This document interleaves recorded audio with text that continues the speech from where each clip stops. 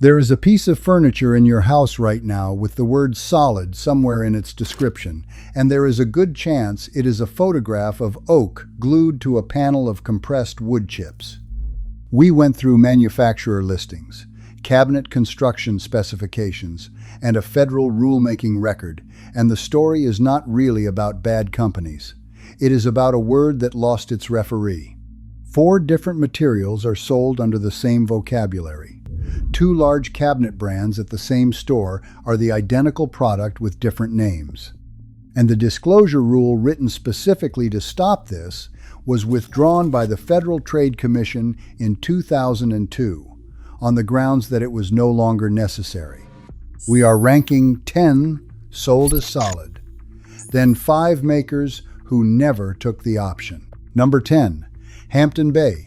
Number 9, Home Decorators Collection and Contractor Express. Start in the kitchen aisle of any large home center.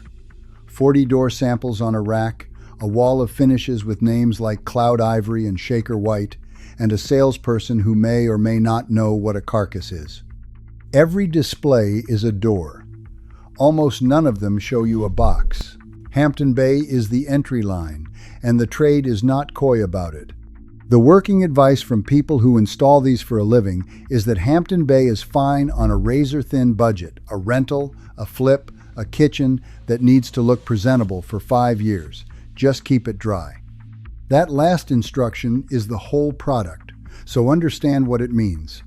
Particleboard is wood chips, bonded with resin under heat and pressure. It is a legitimate engineered material, and it is genuinely good at some things. What it is not good at is water. When particleboard absorbs moisture, it swells, and it does not go back. A dishwasher leak that a plywood box would shrug off will crumble the bottom of a particleboard sink cabinet. The second weakness is mechanical. Particleboard does not hold a screw the way solid wood or plywood does. A hinge adjusted once is fine. A hinge adjusted 4 times over a decade starts to wander because each adjustment chews the hole a little wider, and a stripped screw hole in particleboard is nearly impossible to repair properly. Number 9. Covers the house labels sitting beside it. Home Decorators Collection and Contractor Express.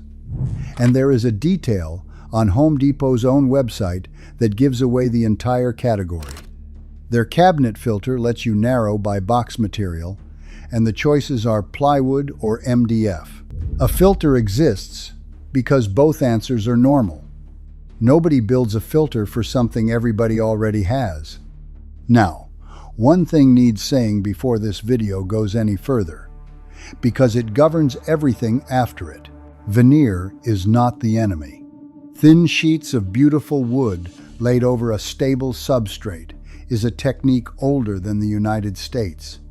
Some of the most valuable furniture in the world is veneered, deliberately, because veneer lets a maker use a spectacular piece of figured walnut across a surface. No tree ever grew that wide. Veneer over solid wood or over quality plywood is craft. Veneer over particleboard, sold to you under the word solid, is a different thing entirely. That is what this video is about. So here is your first test, and it takes 3 seconds. Find a corner where 2 surfaces meet and look closely at the edge. Solid wood shows continuous grain wrapping around the corner because it is one piece of wood. Veneer shows a seam, a slight shift in color, or a thin dark line where the edge banding meets the panel. One word is quietly covering 4 different materials, and the next brand explains the substitution on its own product page, then argues it is an improvement.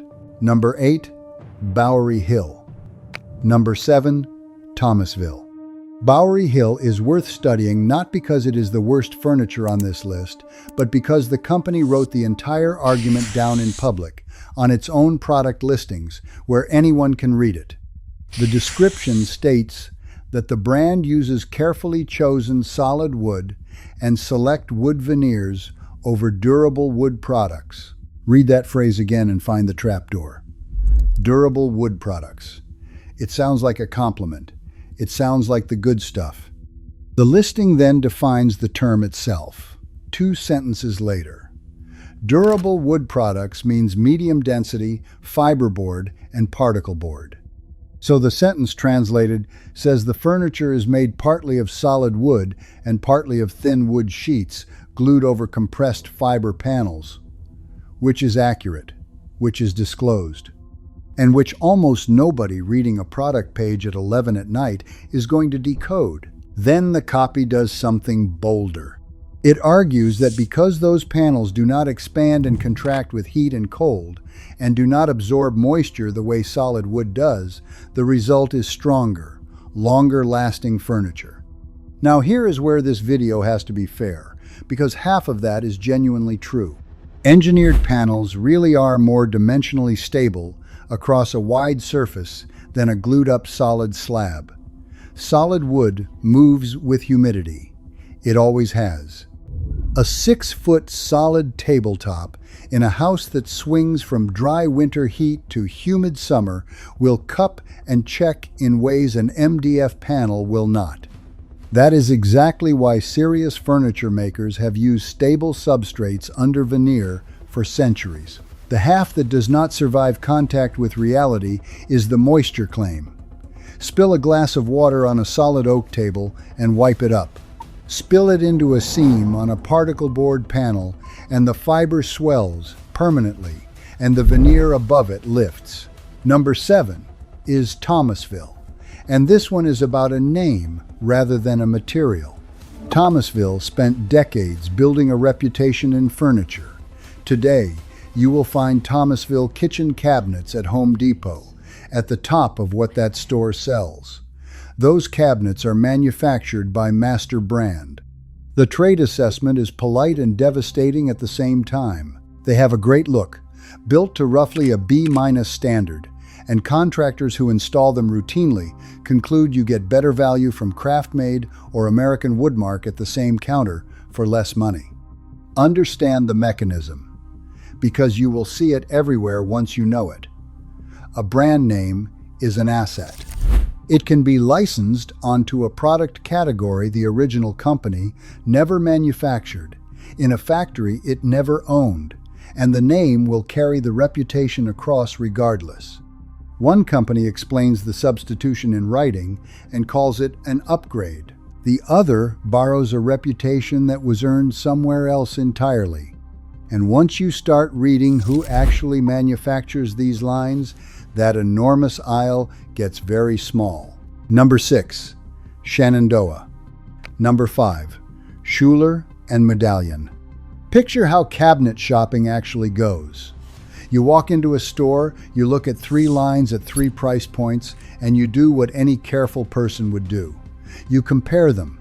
You weigh the mid-tier against the entry tier, you read the door styles, you ask which one holds up better. You believe you are comparing 3 companies. Shenandoah is sold at Lowe's, positioned as its own brand with its own displays and its own price group. It is the same line as Timberlake. It is also the same line as American Woodmark. 1 manufacturer, 3 names. Schuler and Medallion, also at Lowe's, are number 5 for the same reason. They are the same brand. Lowe's simply renames the line. Same factory, same box, same hardware options, different badge, different display, different price group. Now, this is not fraud, and it is worth being precise about that. Private labeling is ordinary retail practice across every category in that store. Nobody is breaking a rule. But understand what it does to the thing you were trying to do. The comparison shopping you performed was theater. You were not weighing 2 companies against each other and choosing the better builder. You were choosing between 2 names for 1 product, which means the only variable that actually differed was the price group and the door style, which leaves the construction spec as the only real difference left in the room. And the construction spec is the one thing that does not appear on the display tag. There is a detail that sharpens this further, and it comes from kitchen designers rather than from either company.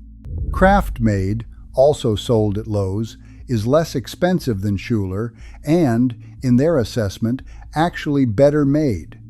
Sit with that for a second. The tiering you are being guided through does not reliably track the quality underneath it. The price ladder is a merchandising decision. It is not a measurement. So here is your second test, and it works in any showroom in the country. Stop looking at doors. Open one. Look at the unfinished interior of the cabinet, and then look at the back panel. Manufacturers finish what customers see and stop where they stop looking, which means the carcass tells you the truth the display was arranged to obscure. Run a fingertip along the inside edge of the case. Wrap the back panel with a knuckle. A 1/4 inch back sounds hollow and flexes under your hand. A 1/2 inch or 3/4 inch back does not move at all. 10 seconds. No tools, no salesperson required. The showroom is arranged to look like a marketplace of competing manufacturers. Upstream, it is a handful of factories. And once you know that, the pricing structure starts to make a very different kind of sense, because the good box was never what you were buying by default. Number 4, craft-made and diamond. Number 3, fieldstone. These are the semi-custom lines, the middle of the store, the tier you move up to when you decide the entry cabinets are not good enough for a kitchen you plan to keep. Here is how a kitchen designer describes what you are actually being sold at that tier. Too many of the cabinet lines will sell you particleboard sides with a plastic picture of wood, and their big upgrade is a wood veneer over particleboard. Read that carefully, because there are 2 products in that sentence, and neither one is what you think you are buying. The base configuration is a particleboard box with a printed surface. The upgrade is the same particleboard box with real wood glued to the outside of it. The thing that changed was the picture, not the panel. The upgrade you actually want has a different name. It is the plywood box upgrade, and it is a separate line item. Plywood handles moisture better than particleboard. It holds screws more securely over time. It does not swell into a permanent lump when a supply line weeps behind the dishwasher. It is not exotic material, and it is not a luxury. It is what almost every person walking into that store already assumes they are getting. Now the arithmetic.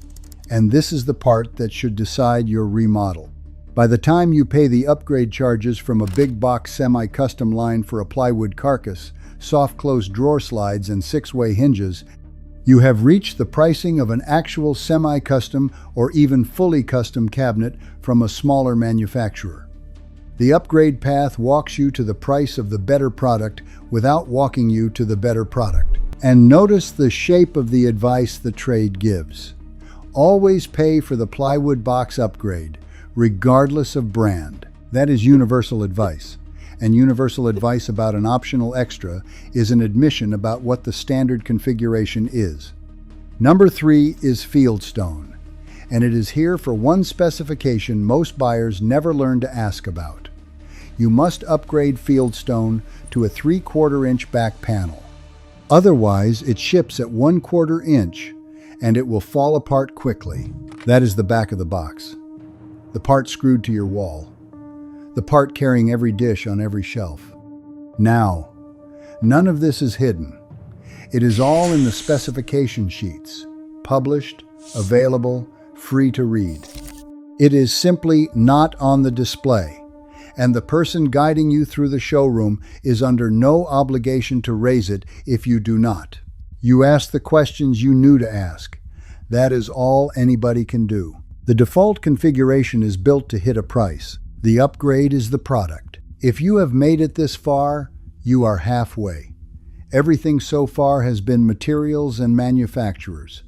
The back half is the question underneath all of it. How a company prints the word solid on a sheet of compressed wood chips and faces no consequence whatsoever. There is an answer. It is a federal document, and it has a date on it. The answer is that there used to be a rule about exactly this.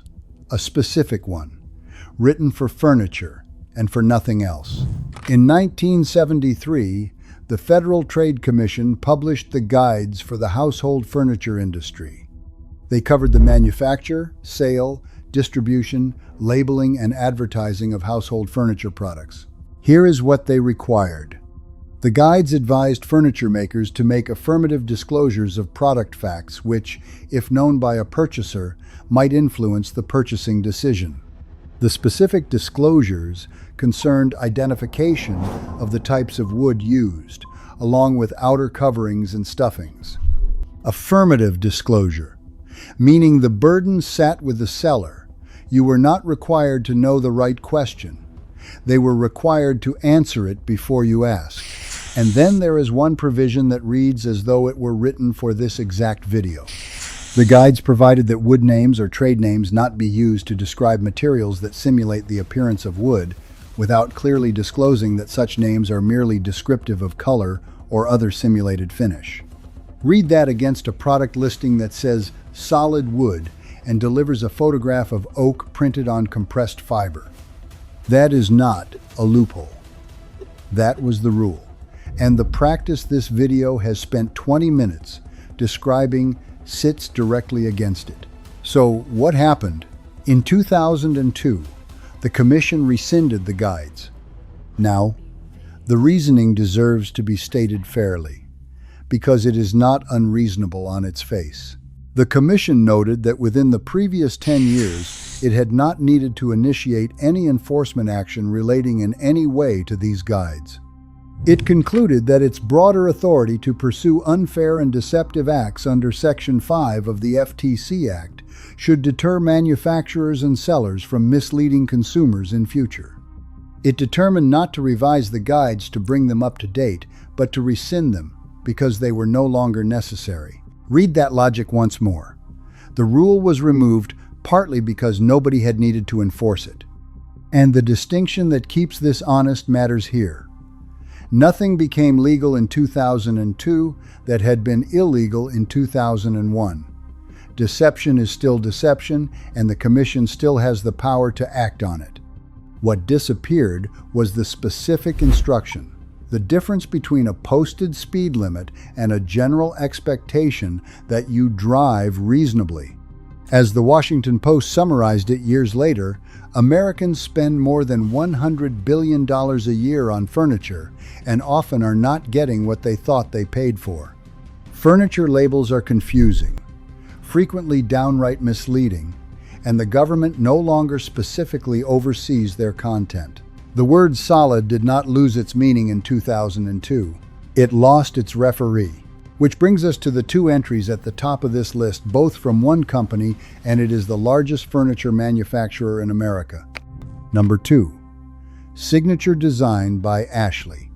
Number 1, Ashley Furniture itself. Start with the material almost nobody has heard named, because it sits one step below everything discussed so far. At the lowest price points, veneer gives way to laminate, and laminate is not wood at all. It is printed paper or synthetic foil carrying a photographic image of wood grain bonded to particleboard or MDF under heat and pressure. A picture of oak glued to a panel of chips. Now understand why that distinction matters more than it sounds. Veneer is real wood, thin but genuine, which means it can be sanded, stained, and refinished. A veneered dresser with a water ring can be repaired by someone who knows what they are doing. Laminate cannot. There is nothing underneath to restore. Once the surface chips or peels, the damage is permanent, and it shows up first exactly where you would expect, on flat drawer faces, cabinet panels, and headboards. Which brings us to number 1. Ashley is the largest furniture manufacturer in America, and the industry assessment is stated without embarrassment in the trade's own words. Ashley does not make solid wood furniture. The composition is consistent across the catalog. The majority is engineered wood, MDF, and particleboard finished with veneer or laminate. Solid wood does appear, and this needs saying precisely. It is concentrated in legs, in decorative trim, and in structural frame elements on select mid-tier and premium collections. Components, not pieces. The reported failure pattern follows directly from that. peeling veneer, joints that loosen and wobble, cushion foam in the 1.8 to 2.2 pound density range, which feels excellent in a showroom and flattens under a family. And the wobble has a specific mechanical explanation, which you already know from earlier in this video. Particleboard does not hold staples, nails, or screws the way solid wood or plywood does. Every joint in the piece is relying on a material that lets go of fasteners over time, and a stripped screw hole in particleboard is nearly impossible to fix. Now here is where this has to be fair, because two things are true at once. Ashley is not lying about physics, and their upgrade tiers are real. Move up within the catalog, and you get measurably better construction, thicker veneers, deeper stain penetration, metal ball-bearing extension slides instead of plastic center glides. If you are comparing two similar sets, and one costs 30% more, that difference is usually where it went. And the market pressure runs in both directions. Ashley's success at selling furniture that looks superb when new forced its major competitors to cut cost and quality in order to compete on the same showroom floor. Which is the real indictment, and it is far bigger than one company. The material standard of an entire industry moved because one company proved that buyers would accept it. So sit with the whole picture. The largest manufacturer in the country does not build solid wood. The word appears anyway. And the rule that would have required the disclosure was withdrawn in 2002. What exactly is that tag describing? Now that you know what the word is covering, here are 5 that are genuinely what they claim. These are not consolation picks. Every one of them publishes its construction, and every one of them will tell you the species and the joinery before you ask. Best option number 5, American Woodmark with the plywood box upgrade. This is the realistic answer at a big box counter, and the trade is consistent about it. At a mid-range kitchen budget, American Woodmark with the plywood carcass is the value winner in that store. The honest trade-offs are 2. You are paying extra for what should arguably be the baseline. And this is the cabinet answer, not the furniture answer. Best option number 4, Copeland Furniture, Bradford, Vermont. Building since 1975. Platform beds, dressers, and nightstands from northern hardwoods. Maple, walnut, cherry, oak, and ash in shaker, mission and arts and crafts styles. The trade-off, made to order, priced accordingly, and you wait for it. Best option number 3, Thaws, Moser, Auburn, Maine, since 1972. Shaker-inspired, made to order, with joinery built to outlive the person who bought it. The trade-off is straightforward and worth saying out loud. This is the top of the market. One dining table here costs what an entire room costs elsewhere in this video. Best option number 2, the Amish Workshops, centered in Holmes County, Ohio. The standard is absolute in a way nothing else on this list matches. 100% solid North American hardwood, oak, cherry, maple, never particleboard, never MDF, never a veneer standing in for structure. Dovetail and mortise-and-tenon joinery, techniques that predate the machinery that made this whole problem possible. Hand-sanded finishes. The trade-offs are real.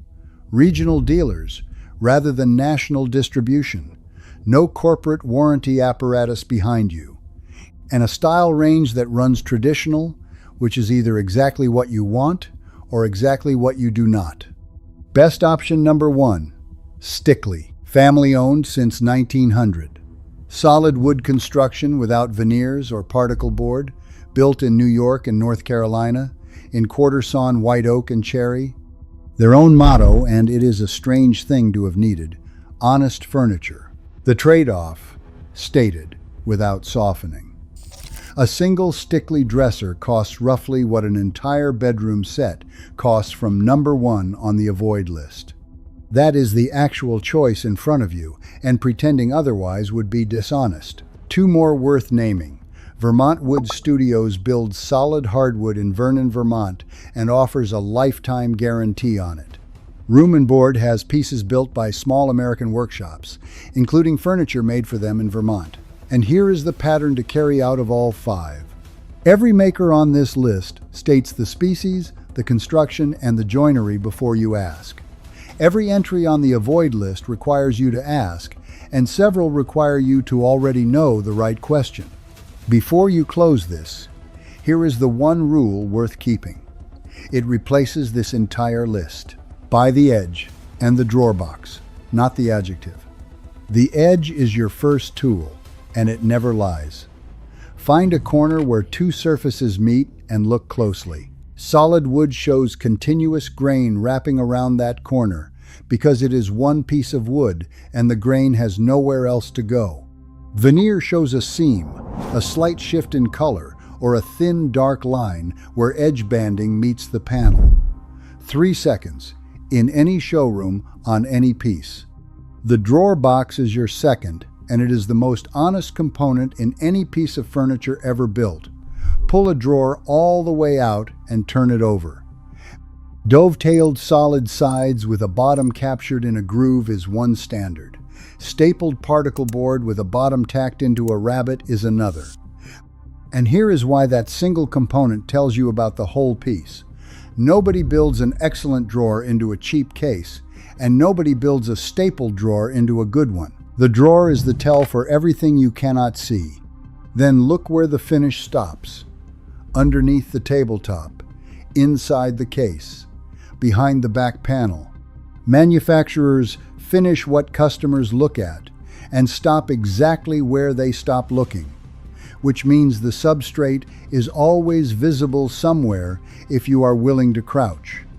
One correction, because it is the instinct most people have, and it is wrong here. Heavy does not mean solid. MDF is denser than many softwoods, and a particleboard dresser can outweigh a pine one. Weight is a useful test for some products. For furniture, it tells you almost nothing, and 4 questions, all answerable from a spec sheet that already exists. What is the box made of? How thick is the back panel? Is the drawer box solid wood? Is the finish veneer or laminate? Any salesperson who cannot answer those has told you something anyway. Now weigh the cost honestly, because the comparison people make is the wrong one. It is not price against price. It is price against years. A bedroom set replaced twice in 15 years against one refinished once in 40. Run that arithmetic, and the expensive option occasionally stops being the expensive option and occasionally does not, which is a legitimate answer too. The rule requiring companies to tell you this existed for 29 years. It was withdrawn in 2002 because nobody had needed to enforce it. What replaced it is you, standing in a showroom, turning a drawer over. If this changed how you look at that dresser, send it to whoever is about to spend real money on a bedroom set or a kitchen.